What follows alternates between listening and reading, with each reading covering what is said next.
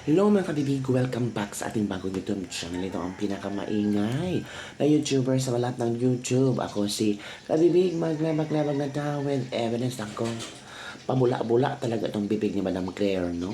Oo. Sinumpalpal daw niya si Senator Ben Padilla hinggil sa issue na di umano'y boses daw ni Madam Claire Castro nung pinisenta ni Senator Ben Padilla sa Senate tungkol sa mga troll farms ba na boses daw ni Claire Castro ang nag-instruct na bayaran ang mga troll farms. Nag-react naman si Madam Claire Castro. Oo. At sinupalpal niya si Senator Ben Padilla. Pero alam niyo kabibig, sino ang nasupalpal? Si Claire Castro. Napahiya siya ni Senator Ben Padilla. Sabi ni Senator Ben Padilla, ito Madam Claire ha, para mahimasmasan ka na sobra mong feeling talaga. Sabi niya, you si Claire, wala po nag-akusa sa inyo. Hala ka, feeling guilty. Ang punto po ay troll farm, o diba? Si Claire kasi feeling kasi ni Claire kasi siya. Wala po nag-akusa sa inyo. Ang punto po doon ay troll farm.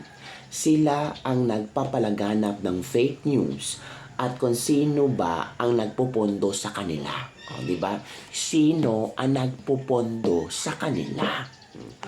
Kaya kung gusto nyo na mabawasan man lang ang fake news dahil kayo kamo sa administrasyon ay nabibibiktima, ay suportahan ng PCO ang Senate Bill number 1490 o Anti-Troll Farm Act of the Philippines kung talagang gusto nyo suportahan. 'Di ba? Kasi ang na-find out ni Senator Ben Padilla may nagpupondo sa kanila. Ang tanong sino? At ito pa kabibig. Sabi ni Ramon Tulfo na nakawan daw ang PCO ng 50 million pesos. 50 million pesos na ang 15 million pesos na iyon daw ay pambayad sa mga pro-BBM vloggers. Diba? Gets nyo ang punto? Kaya Madam Claire, huwag puro satsat, huwag puro nyaw-nyaw. Napahiya ka tuloy kasi hindi mo naintindihan ang pinopoint out ni Senator Ben Padilla. So sino ngayon ang nagmumukhang guilty? Sino yun ang nagmumukhang may kasalanan? At sino ngayon ang mumukhang tanga? O, ito kabibig ha. Ito daw yung feeling ni Claire Castro na siya ang inakusahan ni Senator Ben Padilla at kung ano-ano mga sinasabi niya. Madam, hindi po. Hindi mo lang na-gets. Yun lang ang point. Hindi mo na-gets. Watch this video. For the satisfaction of Senator Robin Padilla, hindi po ako ang nasa video clip. Dahil sa ating pagkakaalam, itong video na to ay lumabas na noon pa at ibang muka ang pinapakitang binabanggit na madam. Hindi nga po ito kinover ng mainstream media. Dahil lumalabas, ayaw nila maging lihitimong balita ito nang hindi naman nila alam ang source. So, I deny that the person, or kung sino man sa dalawa doon, na it's I who was talking to a certain vlogger. Now, si Senator Robin ay nagpapanukala ng Anti-Troll Farm Bill. Maganda ang kanyang adhikain, maganda ang kanyang pinapanukalang batas, Troll Farm for Fake News.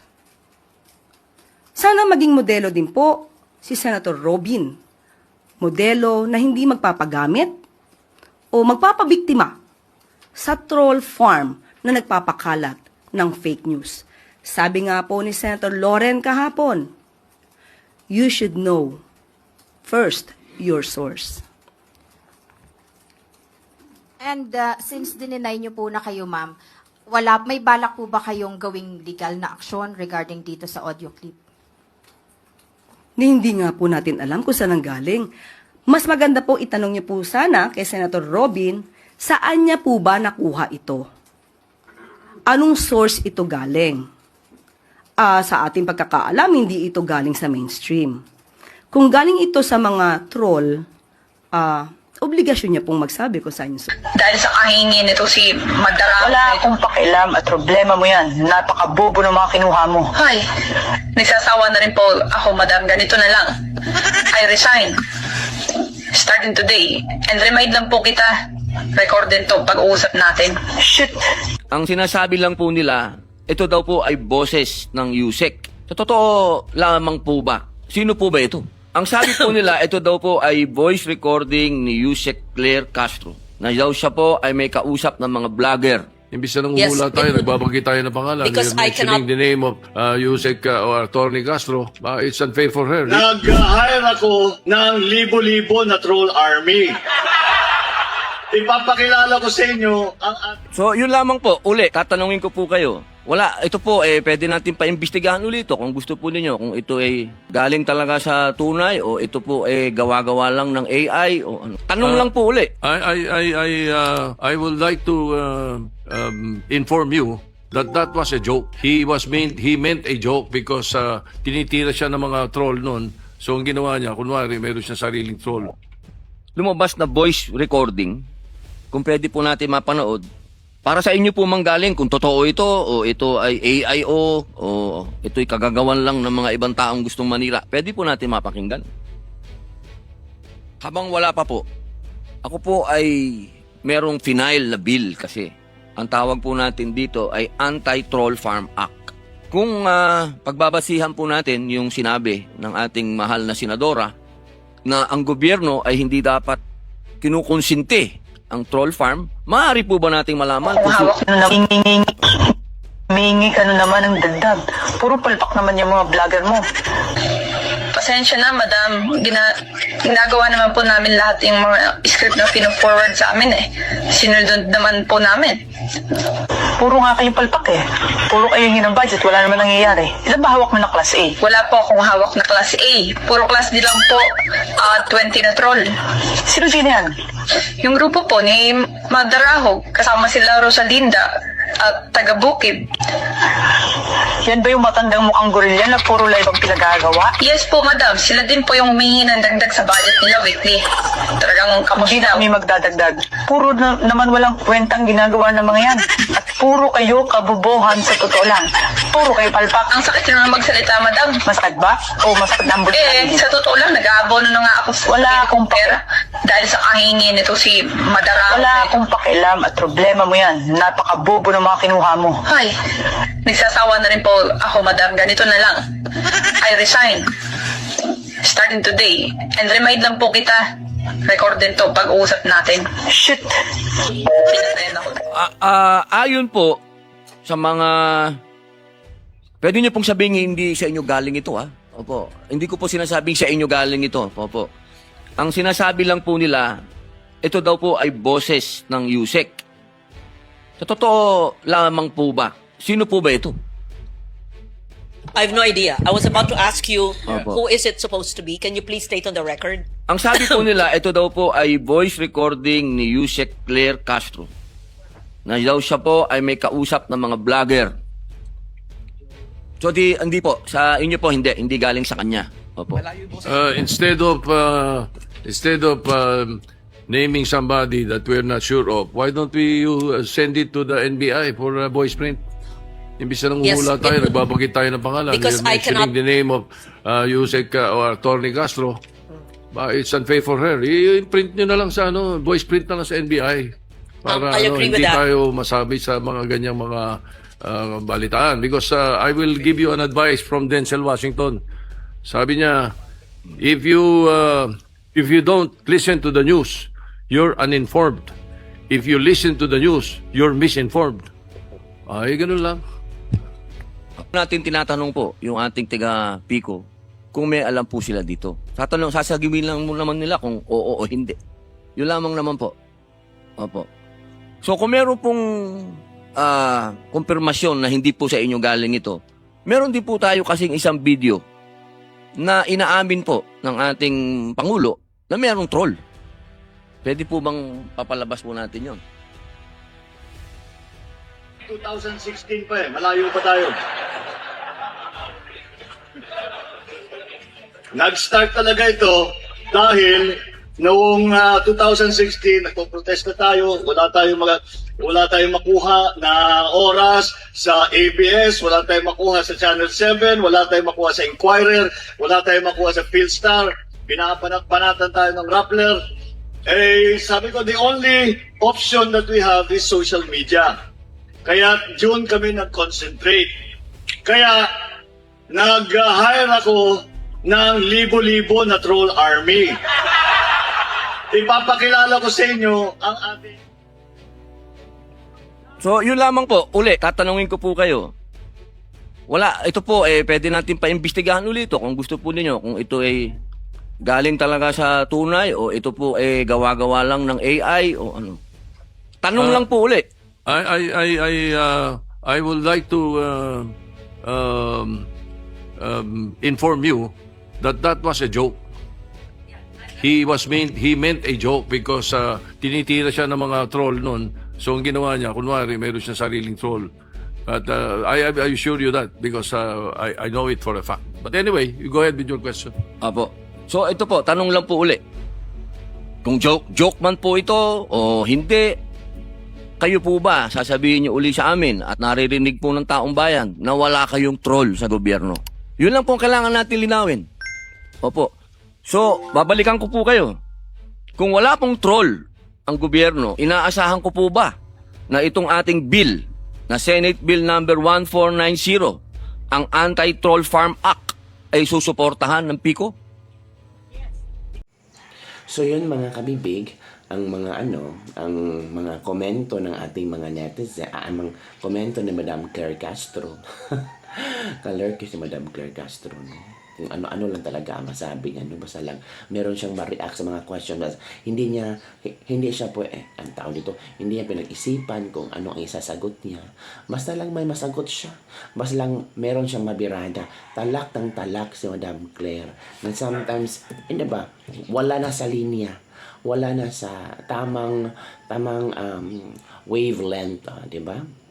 Alert kasi Madam, Madam, hinay-hinay lang Madam ha, kasi hindi maganda.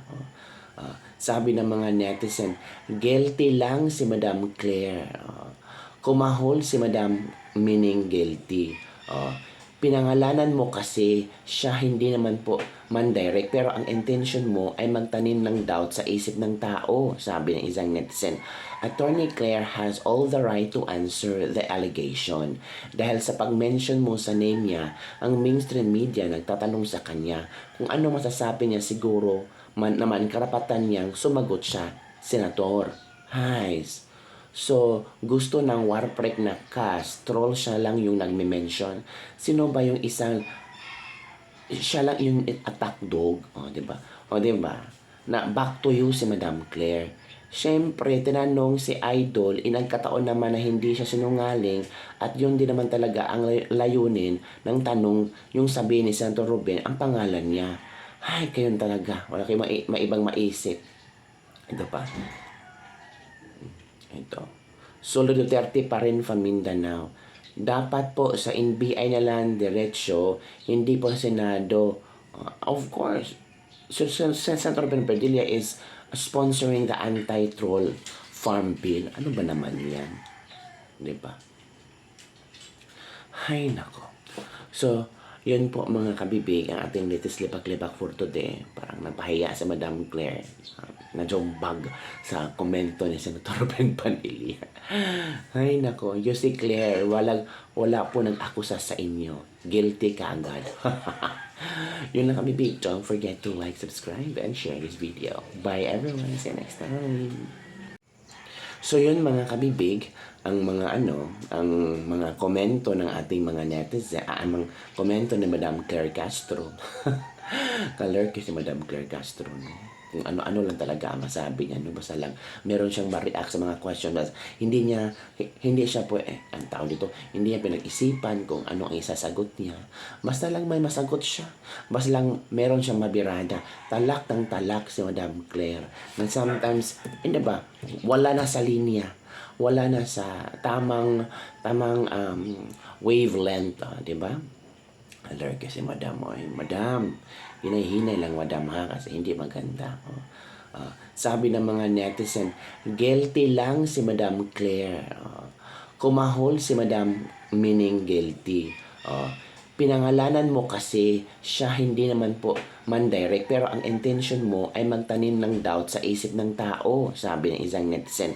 Attorney Claire has all the right to answer the allegation.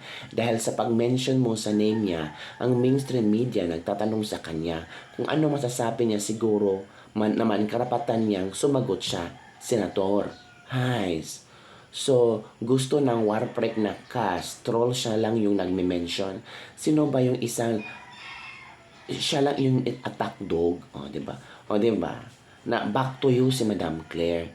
Siyempre, tinanong si Idol, inagkataon naman na hindi siya sinungaling at yun din naman talaga ang layunin ng tanong, yung sabi ni Senator Ruben, ang pangalan niya. Ay, kayon talaga. Wala kayong maibang maisip. Ito pa. Ito. Solo Duterte pa rin from Mindanao. Dapat po sa NBI na lang diretsyo, hindi po sa Senado. Of course, Senator Ben Padilla is sponsoring the anti-troll farm bill. Ano ba naman yan? Diba? Ay, nako. So, yun po mga kabibig, ang ating latest lipak-lipak for today. Parang napahiya sa Madam Claire. Najombag sa komento ni Senator Ben Padilla. Ay nako, you si Claire, wala po nag-akusa sa inyo. Guilty ka agad. Yun lang kabibig. Don't forget to like, subscribe, and share this video. Bye everyone. See you next time.